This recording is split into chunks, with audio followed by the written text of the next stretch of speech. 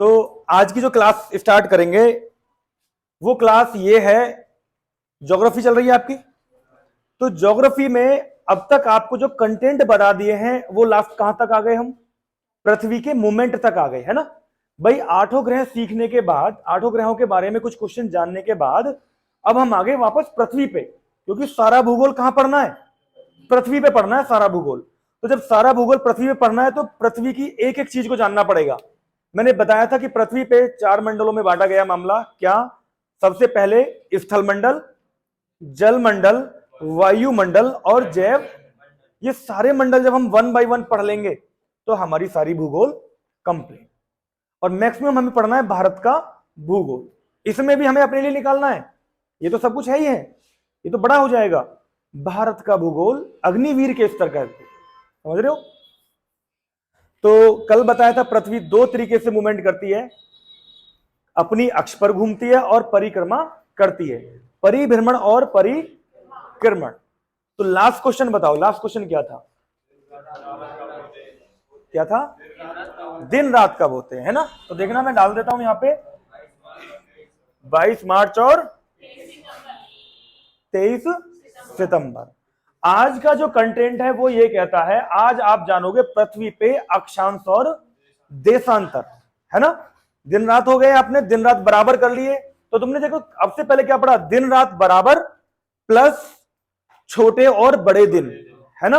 उत्तरी गोलार्ध में, दक्षिणी गोलार्ध में। मैंने बताया था दिन छोटे कब होंगे?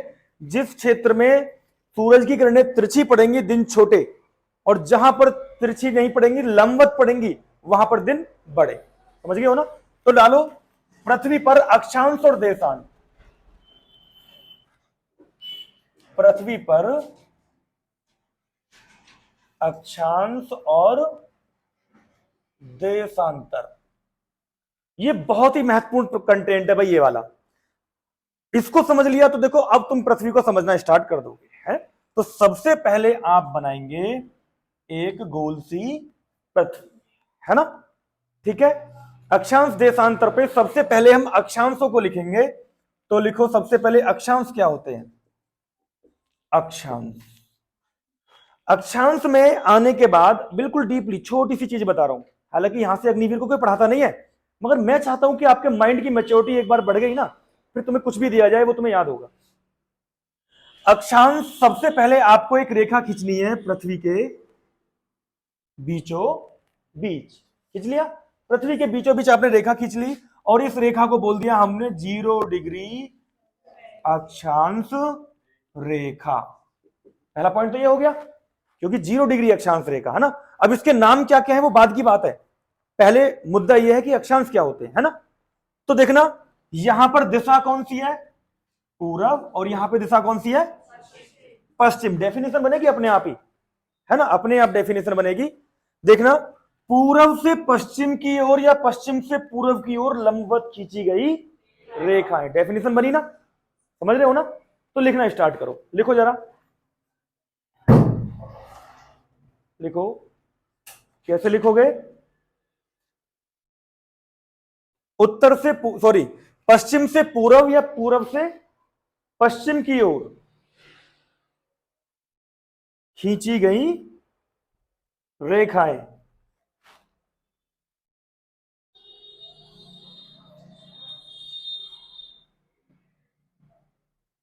एक छोटा सा लाइन और जोड़ सकते हैं, पता है क्या? ये जो रेखा है इसको एक नाम दे दिया गया है, क्या? भूमध्य, भूमध्य रेखा। एक क्वेश्चन और पूछेगा, एक चीज और बन जाएगी, लिखो। क्या लिखना है आपको? भूमध्य रेखा के समांतर, भूमध्य रेखा के समांतर खींची गई रेखा, समांतर खींची गई रेखा।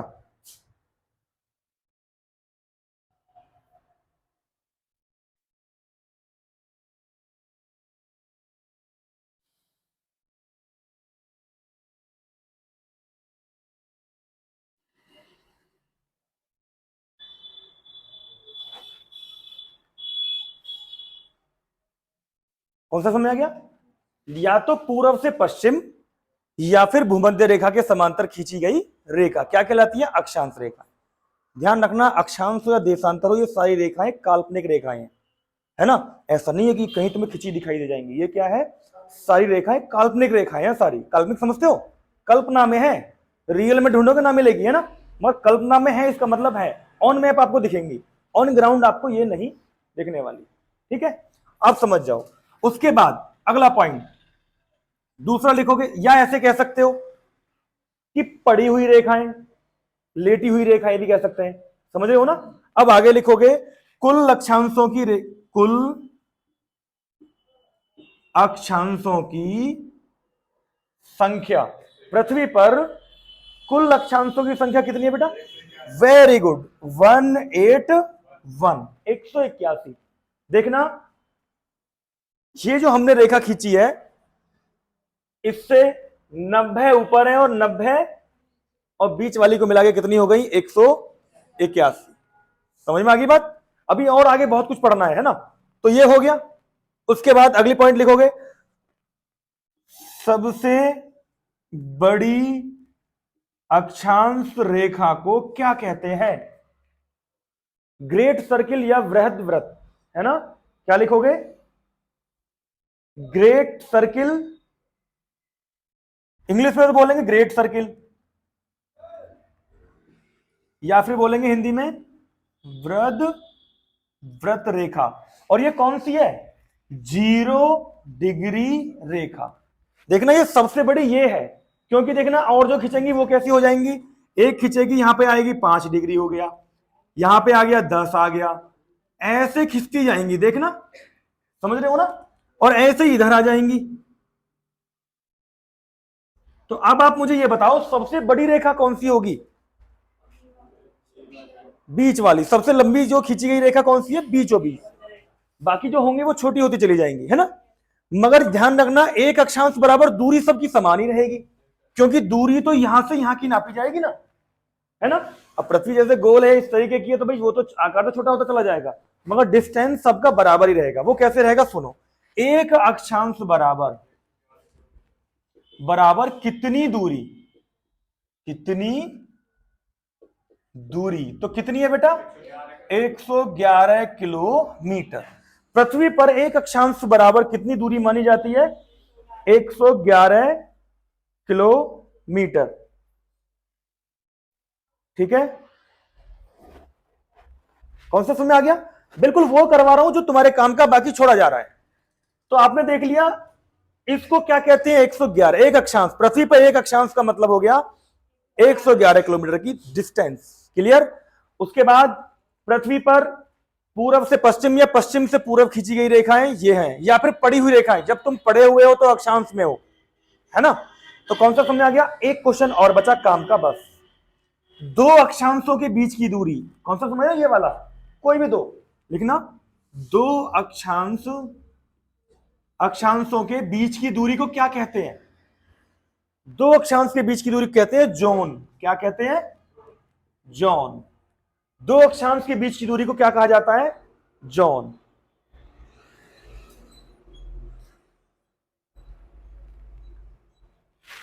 कपड़ा मिटाने वाला कहां गया भाई? ये रहा।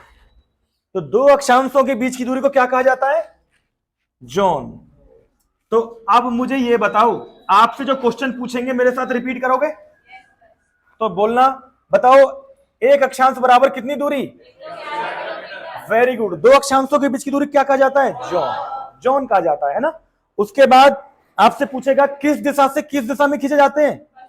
पश्चिम से पूर्व या फिर भूमध्य रेखा के समांतर। अब मैं आपको यह चीज बता दूं, हालांकि मैंने वहां पे नहीं बताई थी, दोबारा बतानी भी पड़ेगी। ये जो रेखा है अक्षांशों में, ये वाली रेखा आपसे सबसे ज्यादा पूछी जाती है। ये वाली जो रेखा है आपसे सबसे ज्यादा। अब मैं इसके बारे में थोड़ा सा बता देता हूं, क्योंकि फिर दोबारा भी समय आएगा बताने का। ये जो रेखा है, ये रेखा है भूमध्य रेखा। कौन सी रेखा है ये? अभी मैं तुमको थोड़ा सा इसके बारे में बता देता हूं। ये रेखा है भूमध्य रेखा। इसके बहुत सारे नाम है, एक बार और बताया था। भूमध्य रेखा, विषुवत रेखा, विषुवत रेखा। ठीक है। उसके बाद 0 डिग्री अक्षांश रेखा बोल दिया। एक क्वेश्चन और, पृथ्वी को दो बराबर भागों में पृथ्वी को दो बराबर भागों में बांटने वाली रेखा कौन सी है? यही है ना? कौन से दो बराबर भाग? उत्तरी गोलार्ध, वेरी गुड, आर्टिक और अंटार्कटिका बोलते हैं, ये दो ध्रुव हो गए है ना। अभी इनको आगे पढ़ेंगे वन बाय वन, और जब यहां से बिल्कुल मजबूत कर लेंगे तब आएगा मजा याद करने में। समझ में आ रहा है भाई? तो अक्षांश में यही है, और ज्यादा यहां पे इसलिए नहीं बताया क्योंकि अब और भी चीजें आने वाली है ना अक्षांश में। चलो यहां पे दो चीजें और, चलो कर्क वो कंटेंट बाद में बनाएंगे फिर, है ना। पहले अक्षांश और देशांतर समझ लेते हैं। तो ये मिटा रहा हूं भाई, ये मिटाने के बाद अब बात आती है, इसको दोबारा बना देते हैं, फिर दोबारा बना लेंगे, कोई दिक्कत नहीं आ रही है। अब डालो देशांतर, पृथ्वी पर देशांतर, इनकी बहुत जरूरत है पृथ्वी पर। वो कंटेंट बनाएंगे कर्क रेखा, मकर रेखा और भूमध्य रेखा, इन तीनों में से एक आ जाती है, तो उसको बना दूंगा जस्ट इसी के बाद। यहां तक कर लिया आपने। पृथ्वी पे अब आ गई देशांतरों की बात। तो देखना अक्षांश पढ़ी थी हमने, पड़ी हुई रेखाएं, ये अक्षांश हो गई, है ना। अब बात आएगी उत्तर से दक्षिण, दोनों को अलग अलग बनाना। देखो जिसने ग्राफ बना लिया, मैं चैलेंज कर रहा हूं, वो भूल के तो दिखाए, है ना। और जो अपने हिसाब से लिख रहा होगा, अपने नोट्स को अपने हिसाब से बना रहा होगा, मेरे हिसाब से नहीं बनाएगा, वो उसका अपना जाने भैया। फिर मुझे मत बोलना कि सर याद ही नहीं हो रहा। भाई एकेडमी फेमस है, जीएस और साइंस, कोई भूल के तो दिखाए, मगर भूल के दिखाएगा जब भी तो जब मेरे हिसाब से चलेगा। यहां आने के बाद भी अपने हिसाब से चलेगा तो भैया भूलना तो तय है ना। मगर हमारा छात्र जो हमारे पास पढ़ा है अब तक इतने सालों में, वे लगभग अब तक यहां से 6 से 6,500 बच्चे लग लिए धीरे धीरे 10-12 सालों में, वो आज भी याद करते हैं, आज भी अपने भाई को उनको रिकमेंड करते हैं, भाई वहां चला जा, बस केवल पढ़ के नहीं आएगा, जाने क्या क्या सीख के आएगा। समझ रहे हो ना? तो इसका मतलब याद उन्होंने हुआ है ना। और जब पेपर देने जाओगे, एडमिट कार्ड की जब और चर्चा होगी तुम्हारी, हमेशा ये चीज हमारे साथ रही है। अब तो पहले पेपर है, पहले पेपर नहीं होता था, तो पहले बाद में पेपर होता था, तो बीच में एडमिट कार्ड लेने के लिए जाते थे कुछ लोग, है ना। एडमिट कार्ड के साथ साथ कुछ का मेडिकल भी रह जाता था। जब उनमें चर्चा होती थी हमारे छात्रों में और उधर के छात्रों में, तो वहां के और छात्र ये कहते थे तू किस लेवल से पढ़ के आया है। समझ रहे हो? सबको ऑप्शन याद होते थे, है ना। और हमारे यहां पर पे क्या था, क्वेश्चन ही में ही सब कुछ याद है, कंटेंट याद है, सब कुछ याद है। किसी ने एक क्वेश्चन पूछा, उसने पूरी रामकथा सुना दी, बोला भाई याद है क्या है, रट्टा मारा, रट्टा नहीं मारा है भाई, याद है, ऐसा याद करोगे। अब आ जाओ देशांतर पे। देशांतर में देखो क्या करना है आपको, ये आ गई खड़ी हुई रेखाएं। कौन सी रेखाएं? ये है खड़ी हुई। अब ये खरबूजा जैसा बन जाएगा तुम्हारा, क्या बन जाएगा? एकदम खरबूजा, है ना। और वो अगर वो उसको, अब मैं केवल यहां पे देशांतर खींच रहा हूं, वो नहीं खींच रहा हूं, दोनों इसलिए अलग अलग ग्राफ बनाने, है ना। तो देखना ये कौन सी रेखाएं हैं, इसमें आप डेफिनेशन बनाओगे जैसे पहले बनाई थी, कौन सी दिशा से कौन सी दिशा में कुछ नहीं। अगर किताबी डेफिनेशन बनाए तो वो ऐसे बनेगी, उत्तर से दक्षिण खींची गई पृथ्वी पे काल्पनिक रेखाएं। कैसी रेखाएं? काल्पनिक रेखाएं। काल्पनिक रेखाएं तो है, क्या कहलाती है? देशांतर, है ना। खड़ी हुई रेखा, ठीक है, वर्टिकल, है ना। समझ रहे हो ना? इस हिसाब से तो बना दो डेफिनेशन, उत्तर से दक्षिण की ओर, उत्तर से। मैं बहुत इजी वाली डेफिनेशन बना रहा हूं, वरना किताब के हिसाब से तो मामला अलग ही रहेगा भाई, है ना।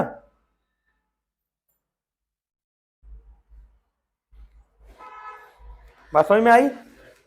अब यहां से आगे बढ़ते हैं, है ना। तो क्या आपने पढ़ा? उत्तर से दक्षिण की ओर खींची गई काल्पनिक रेखाएं। मैंने ये दिशा ऐसे भी हो सकती है, कोई जरूरी उत्तर से खींचे, हम तो नीचे से खींच देंगे, मगर मैक्सिमम लोग तो ऊपर से नीचे ही खींचेंगे ना, है ना। तो इसलिए हमने ऐसे ही लिख लिया और डेफिनेशन बना ली। डेफिनेशन पहली बात तो कभी आती नहीं है, ये आएगा बताइए ऐसे, इस दिशा से इस दिशा में जो रेखाएं हैं वो क्या होंगी, ऐसे आएगा। डेफिनेशन आपसे नहीं पूछी जाएगी, आपसे पूछा तो विकल्प ही जाएगा। मगर जब आपको याद कंटेंट है तो आप भूल कैसे पाओगे? आपको चीज वो याद है कि आप वो क्वेश्चन कैसे भी बनाए। समझ रहे हो? मैं देखो शुरू से ये मानता हूं, एक एग्जामिनर क्वेश्चन नए बना सकता है और उसे बनाने भी चाहिए, मगर आंसर कहां से लाएगा? आंसर तो उसका वही रहेगा ना। नए रखेगा तो पड़ा हुआ मिल जाएगा, जैसे दूध में मक्खी, हटा भाई ये तो बेकार बना दिया, तुम्हें हंसी आएगी। मेरा मानना यह है कंटेंट को याद कर लो, अब क्वेश्चन नए बनाने दो, जब तुम्हें पूरा कंटेंट याद है तो क्वेश्चन नहीं बनाएगा, ऑप्शन कहां से लाएगा? समझ रहे हो? तुम्हें तो पूरा ही याद है, इसलिए यहां के छात्र ज्यादा लगते हैं जो हमको फॉलो कर लेते हैं। बस समझ में आ गई? कुछ लोग क्या है, केवल वो याद कर लिया, एक एक विकल्प याद कर लिया। अब से पहले दौर था, एक राम सिंह यादव की किताब खरीद ली जो काफी दमदार भी किताब मानी जाती है और रही भी है, तो रट्टा मार लिया, यही में तो हो जाएगा जो कुछ होना। अब यहां में से कैसे होएगा भाई? एग्जामिनर क्वेश्चन को घुमा के नया बनाने लगा। पता है ना रट्टा वाले आ रहे हैं। अब रट्टा वालों की कोई जगह नहीं है अग्निवीर कॉन्सेप्ट में। सरकार चाहती है एक वेल ट्रेंड और एक अच्छी सोच वाला हमें जो है अग्निवीर मिल जाए। ऐसा नहीं है घिसी पिटी सोच का एक व्यक्ति ले लिया। अब सरकार एक अच्छी सोच का छात्र लेना चाहती है, ये ध्यान रखना। पहले तो बस ये मानते थे फिजिकल फिट है आजा भाई, मगर अब क्या है, अब दौर इतना बदल गया है कि भाई अब हमारा जो सैनिक का मुकाबला है वर्ल्ड के सैनिकों में है। आप समझ रहे हो? अब हमारे सैनिक का मुकाबला जब वहां पर है तो केवल अब फिजिकल मामला रहा नहीं है, अब फिजिकली फिट होने के साथ साथ ब्रेन भी थोड़ा एक्टिव हो। इसलिए जब पटल पे जाते हैं तो हमारे जो है सैनिक, वैसे तो तुम्हें पता ही है भारत के सैनिक का कोई मुकाबला ही नहीं है भाई, मानते हो ना ये बात? मगर अब सरकार पा रही है मुकाबले में, कहीं ना कहीं बीट हो रहे हैं किसी मामले में। वैसे तो तुम उतार दो, अमेरिका का सैनिक अगर 5 दिन बिना खाए लड़ेगा तो हमारा 10 दिन लड़ सकता है। यूं कह देगा रे मैं तो महीना तक कुछ ना खाऊं, गोली बजा सकता हूं आराम। समझ रहे हो ना? जैसे माहौल में हमारे सैनिक ड्यूटी देते हैं, औरों के लिए मुश्किल है, मगर उन सैनिकों को फैसिलिटी मिल जाती है, ठीक? और फैसिलिटी को यूज करने के लिए ब्रेन चाहिए। ऐसा थोड़ी ना है प्रॉपर बस जैसे तैसे पहनी यूनिफॉर्म चल मेरे भाई, भाई ब्रेन तो चाहिए ना। तो वो अब एक्सपेक्ट की जा रही है तुम लोगों से, जो तुम लोग अब तैयारी कर रहे हो। ऐसे ही तैयारी करो कुछ क्रिएटिव होकर के। अब भी क्रिएटिव हो जाओ, आ जाओ यहाँ पे, वापस आ जाओ सिलेबस पे। बीच बीच में बताना पड़ता है क्योंकि भाई अगर आप मोटिवेटेड नहीं रहोगे तो आप पढ़ोगे कैसे? जैसे मेच्योरिटी बढ़ेगी फिर तो आपको मैं कुछ भी बताऊं आप सेकंडों में याद, और याद होना चाहिए। फोकस यहां रहेगा तो याद होगा भाई। क्या करना है आपको? हाँ, देशांतर तो ऊपर से नीचे हो गया। अब यहां पर पढ़ो, देशांतर पे काफी सारी चीजें हैं, है ना? देशांतर बहुत महत्वपूर्ण चीजें होती है। तो देखना आप क्या करोगे, ये तो हो गया 0 डिग्री देशांतर। कौन सा हो गया 0 डिग्री देशांतर? ठीक है, जो बिल्कुल मिडिल में है तो वो तो 0 डिग्री है ही, 0 डिग्री देशांतर। 0 डिग्री देशांतर के इधर भी 180 और इधर भी 180 देशांतर है।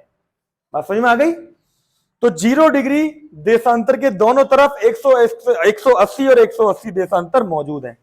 तो कुल कितने हो गए? 360, 0 डिग्री को छोड़ के। तो पूछेगा भी आपको इसको छोड़ के ही, कुल देशांतरों की संख्या कितनी है? 360। अगर ऐसा कोई क्वेश्चन पूछ ले कि यार जोड़ के बता दो, तो आप एक भी और जोड़ दोगे। ऐसी कोई सिचुएशन बनेगी। फिलहाल तो मैंने आपको सार बता दिया। अब आ जाओ यहां पे, एक देशांतर बराबर कितना समय। यहां पर समय जरूर मायने रखता है ना?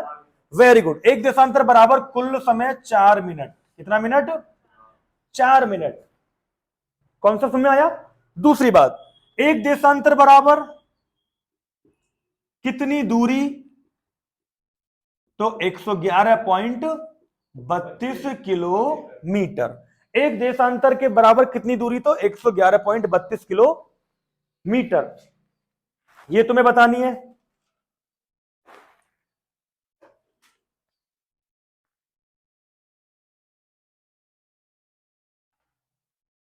ठीक, अब आपसे यह पूछेगा पृथ्वी अपनी अक्ष पर, यह अक्ष तो हो जाएगा यहां पे, पृथ्वी अपनी अक्ष पर 24 घंटे में कितने देशांतर घूम जाती है? बताओ, पृथ्वी अपनी अक्ष पर 24 घंटे में कितने देशांतर घूम जाती है? अरे सिंपल सी बात है, पूरा ही घूम जाती है 360 डिग्री, 360। एबी डिविलियर्स को जानते हो? अबे क्रिकेट खेला किसी ने? एबी डिविलियर्स को 360 बोलते थे। 360 का मतलब क्या है? चारों दिशाओं में पूरा घूम जाना। बड़ा फेमस था, बड़ा अच्छा बल्लेबाज, पसंद है हमें भी। और ऐसा भारत में भी खेलता था एक प्लेयर, सूर्य कुमार यादव, वो भी खेलता था। कहने का मतलब मैं तुम्हें ये खेलना, मैं ये जोड़ के बता रहा हूं, पूरा का पूरा घूम जाना। 360 का मतलब है जिस दिशा में थे उसी दिशा में घूम के आ गए, है ना? समझ रहे हो? अरे नहीं समझ रहे हो? अरे देखना, अगर 45 डिग्री घूम रहे हो तो क्या हो गया है, ये है 45 घूम रहे हो तो कितना, ये 90 घूम रहा है तो कहां गए, यहां आ गए। और 90 के बाद 9 27 270 घूम गए तो कहां गए, और यहीं आ गए। 360 तो यहीं आ गए, जहां थे वहीं आ गए। तो समझ में आ गया ना 360 का मतलब क्या है, जहां थे वहीं आ गए। तो पृथ्वी अपनी अक्ष पर 24 घंटे में कितना घूम जाती है, 24 घंटे में 360 डिग्री। आगे लिखो, पृथ्वी पर एक अक्षांश की दूरी मैंने बतवा दिया कितना है, 111.32 किलोमीटर। चलो बहुत बढ़िया। उसके बाद अगला पॉइंट देखना, एक क्वेश्चन और है।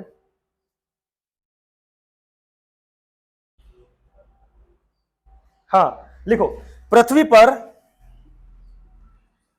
पर दो देशांतरों के बीच की दूरी, जैसे वहां पे हमने दो अक्षांश के बीच की दूरी को क्या लिखा था, जॉन, तो यहां पे क्या बोले जाते हैं, गोरे। गोरे। तो ये इंपॉर्टेंट क्वेश्चन कर लिया आपने। अब तुमसे एक टेक्निकल क्वेश्चन कभी आ सकता है, वो क्या हो सकता है, अगर आपसे ये कह दे कि एक अक्षांश बराबर समय कितना हो गया, 4 मिनट में चल जाती है ना? 4 मिनट में पृथ्वी, एक पृथ्वी पे चलोगे तो 4 मिनट में 111 चल जाओगे, है ना? आपसे अगर पूछ ले जी 15 मिनट बराबर कितना समय, 60। आपसे पूछ ले 20 मिनट बराबर कितना समय, 20 चौक 80। मैं ये इसलिए बता रहा हूं कि हो सकता है 4 मिनट ना पूछ के कुछ और मिनट का पूछ ले मामला, है ना? पूछ ले, बताइए पृथ्वी पे हमने दो देशांतर चले, दो देशांतर पूछ ले, बताइए कितनी देर चले, 8 मिनट। 8 मिनट ही टाइम आगे बढ़ेगा। तो कॉन्सेप्ट क्लियर, देशांतर और अक्षांतर क्लियर एकदम। अब यहां पर एक चीज और मैं यहीं पे बता देता हूं कि पृथ्वी पे जो देशांतर है वो जिम्मेदार है पृथ्वी पे समय के लिए, किसके लिए, समय और तारीख के लिए। तो अब मैं आपको यहां पे इस कंटेंट को थोड़ा सा कन्वर्ट कर दूंगा, अक्षांश और देशांतर तो अच्छे से कवर हो गए तुम्हारे स्तर से, बाकी तो इसमें और बहुत कुछ बताने को है, क्योंकि फिर मैं ग्राफ बनाता और डीपली लेवल पे जाता, मगर नहीं जाना है क्योंकि तुम्हारा स्तर यहां तक काफी है। अब समझो, पृथ्वी पर लिखोगे समय और तारीख, समय और तारीख, यहां से क्वेश्चन बन सकता है। तो पृथ्वी पर डेट एंड टाइम की बात की जाएगी, तो सबसे पहले समय की जब बात की जाएगी तो लिखो, पृथ्वी पर समय को कुल कितने टाइम जोन, देखना टाइम जोन होते हैं, कभी फोन खोला है उसमें जीएमटी सुना होगा, है ना? तो लिख रहे पृथ्वी के कुल समय को कितने टाइम जोन में बांटा गया है, कितने टाइम जोन बांटा गया है। तो बेटा अब इसको टाइम जोन को लिखोगे कैसे, अब इसको लिखोगे GMT 24। कितने टाइम जोन है कुल, 24। तो संपूर्ण पृथ्वी के टाइम को 24 टाइम जोन में बांटा गया है। किसमें बांटा गया है, 24। कितने, जीएमटी। अब बात आ गई जीएमटी का फुल फॉर्म, आपसे पूछ लेगा जीएमटी क्या है। पहली बात तो ये समझो, जो भी लोग टाइम सेट करते हैं वो जीएमटी सेलेक्ट करते हैं जब टाइम तुम्हारे यहां दिखाता है ना? आज तक तुमने इस पे ध्यान नहीं दिया होगा, अब अपने फोन पे ध्यान देना थोड़ा सा, है इस मामले में हर चीज कुछ ना कुछ सिखाती है। तो देखो क्या सीखोगे यहां पे, जीएमटी का फुल होता है ग्रीनविच मीन टाइम।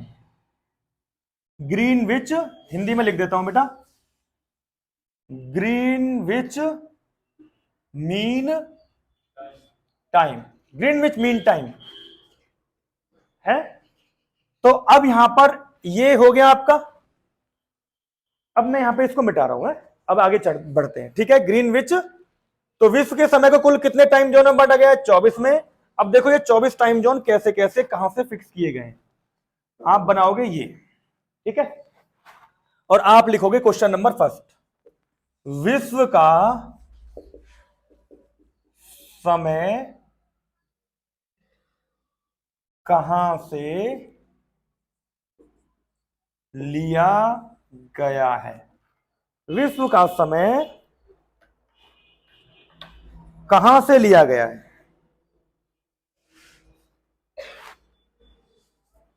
विश्व का समय कहां से लिया गया है, ये मुद्दा है ना। तो निर्धारण की बात है, ठीक है। तो लिखो 0 डिग्री अक्षांश, कहां से?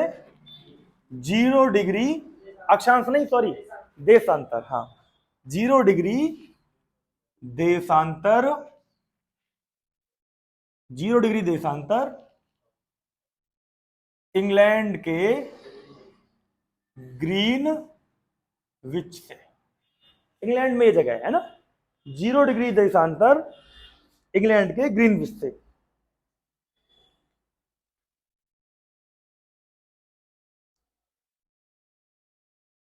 हालांकि केवल इंग्लैंड ही नहीं है 0 डिग्री देशांतर पर, और भी कई सारे देश हैं, फ्रांस है, स्पेन है, नाइजीरिया है ना, ठीक है। और कई सारे देश हैं जो 0 डिग्री देशांतर पर, माले है, गाना है, दक्षिण, तो ये सारे कई सारे देश हैं, मगर नाम किसका है? इंग्लैंड का ग्रीनविच। तो आपसे पूछेगा विश्व का समय कहां से लिया गया है? इंग्लैंड के ग्रीनविच, 0 डिग्री देशांतर। कर पाओगे? देखा जाए तो समय दो प्रकार से डिसाइड किया जाता है, एक तो होता है स्थानीय समय और एक होता है ग्रीनविच का समय। देखो तो बात भी समझ रहे हो ना, एक तो ग्रीनविच का समय हो गया और एक हो गया स्थानीय समय जहां पर हम मौजूद हैं, समझ रहे हो ना, मगर इतना गहरा नहीं जाना, ठीक। तो विश्व का समय डिसाइड कर दिया हमने। अब जब विश्व का समय डिसाइड कर दिया है तो अब भारत पे आ जाओ, यहीं पे फिर भारत का समझ लो। भारत का समय, भारत का समय, अभी इन्हें ऑफिस में बैठा के आया ना, ठीक है, बोलो बैठ जाओ है ना, और पानी वानी दे दी फिर आ जाइए, ठीक है। समझो भैया, तो कॉन्सेप्ट समझो। भारत का समय कहां से लिया गया है? तो भारत का समय लिया गया है, देखना 82.5 डिग्री देशांतर उत्तरी पूर्वी देशांतर, उत्तरी पूर्वी देशांतर 82.5 डिग्री उत्तरी पूर्वी देशांतर। कंफ्यूजन कुछ? तो देखना 82.5 डिग्री उत्तरी पूर्वी देशांतर। अब ये है कहां पर वो समझो, इलाहाबाद के मिर्जापुर नैनी, मिर्जापुर नैनी, ये वाला मिर्जापुर नहीं, इलाहाबाद का मिर्जापुर नैनी, बिल्कुल लास्ट में जाकर के। कौन सा समझना की बात? इलाहाबाद के मिर्जापुर नैनी पे ये हमारा डिसाइड किया गया है भारत का समय, स्थानीय समय, भारत का स्थानीय समय है ना। तो कॉन्सेप्ट ये भी क्लियर हो गया। आपसे पूछेगा बताइए विश्व का समय 0 डिग्री देशांतर, भारत का समय 82.5 देशांतर, कहां है? जयपुर, इलाहाबाद का मिर्जापुर नैनी, और वो कहां पे था? इंग्लैंड का ग्रीनविच, 0 डिग्री। हालांकि वहां पे मैंने बताया बहुत सारे देश हैं, स्पेन है, अल्जीरिया है और माले है, बहुत सारे कई सारे हैं जो मुझे पूरे याद नहीं है। अब यहां पर ये चीज आएगी, अब यहां पर ये एक चीज और पूछी जाएगी, भारत का जो स्थानीय समय है वो विश्व के समय से कुछ आगे चल रहा है एज पर द अक्षांश और देशांतर। तो लिखो भारत का समय, भारत का समय विश्व के समय से, हाँ भारत का समय,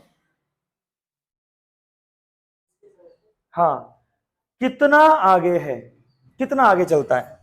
तो ये जीएमटी से भारत का जो समय चलता है कितना आगे है, आगे है तो वो है 5:30, 5.5 घंटे। और हमारा जीएमटी चूज कौन सा किया जाता है? तुम अपने फोन में करते हो तो करते हो, देखना जीएमटी 5:30 न्यू दिल्ली। कुछ लोग इलाहाबाद भी कर देते हैं ना, बहुत सारे टाइम जोन बन जाते हैं। बात समझ में आ गई बात? तो भारत का समय विश्व के समय से 5.5 घंटे आगे चलता है, समझ रहे हो ना। क्यों चलता है मैं वो तुम्हें वो ज्यादा डीपली इसलिए नहीं बताया क्योंकि वो तुम्हारे काम का नहीं है। देखना वो इसलिए कि हम उत्तर पूर्व की दिशा में हैं, समझ रहे हो, उत्तरी गोलार्ध में पूर्वी क्षेत्र में। जब हम इधर की तरफ देशांतरों की तरफ बढ़ते हैं तो समय में बढ़ोतरी होती है। क्या होती है?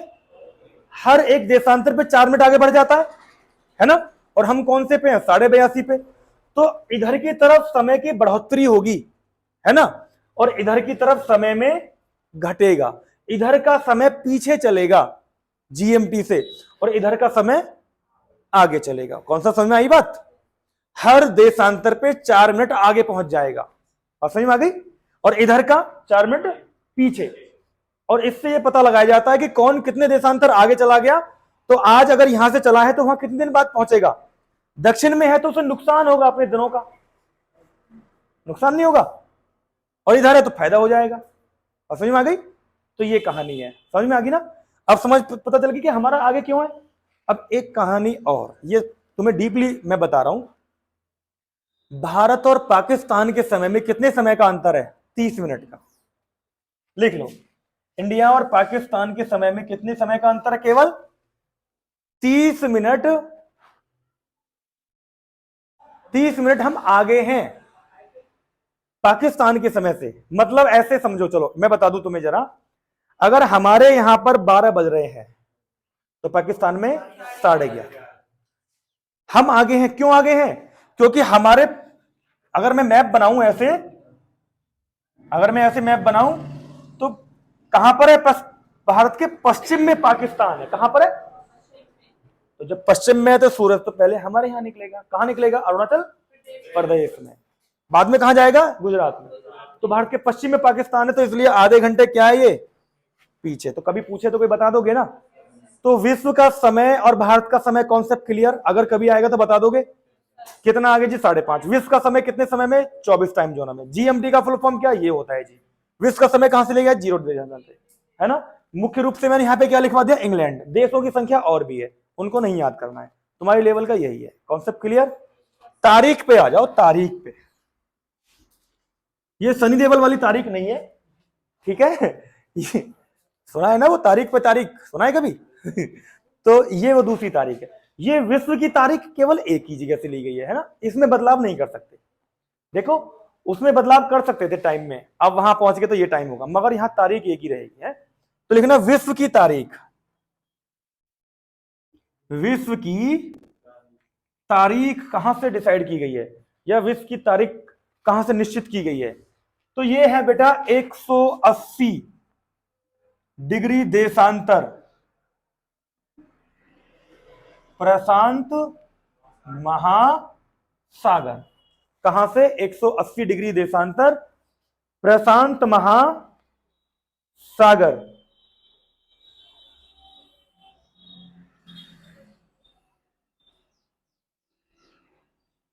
ज्यादा डीपली मैं तुम्हें इसलिए नहीं बताना चाह रहा हूं, इसमें कुछ और भी है।